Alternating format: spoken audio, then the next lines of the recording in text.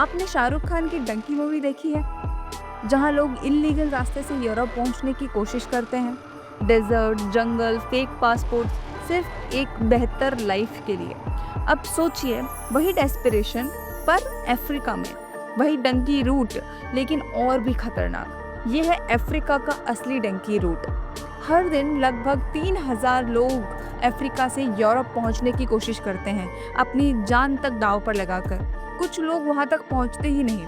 पर अगर मैं ये कहूँ कि जो रास्ता आप सोच रहे हो वो असली रास्ता है ही नहीं। जब हम अफ्रीका से यूरोप माइग्रेशन के बारे में सोचते हैं तो हम दिमाग में मेडिटेरेनियन के ओवर क्राउडेड बोर्ड्स ले आते हैं। लेकिन उन हेडलाइंस के पीछे छुपा है एक पूरा सिस्टम।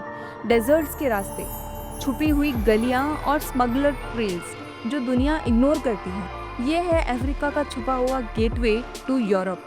ज़्यादा माइग्रेंट्स की जर्नी समुद्र से शुरू नहीं होती, बल्कि सब सहारन अफ्रीका के डेजर्ट से होती है।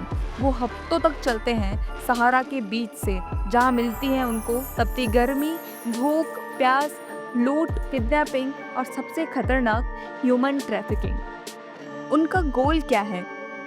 लीबिया, ट्यूनीशिया या मोरक्को पहुंचना, जहां से बोट या ट्रक से ऊपर नॉर्थ यूरोप के लिए निकला जा सके। लेकिन कोस्ट तक पहुंचने के बाद भी कहानी खत्म नहीं होती।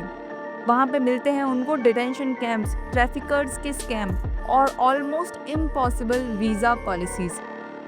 यूरोपियन यूनियन के नए लॉज ने असाइलम लेना भी मुश्किल बना दिया है, चाहे आप वॉर से ही क्यों नहीं भाग रहे हो।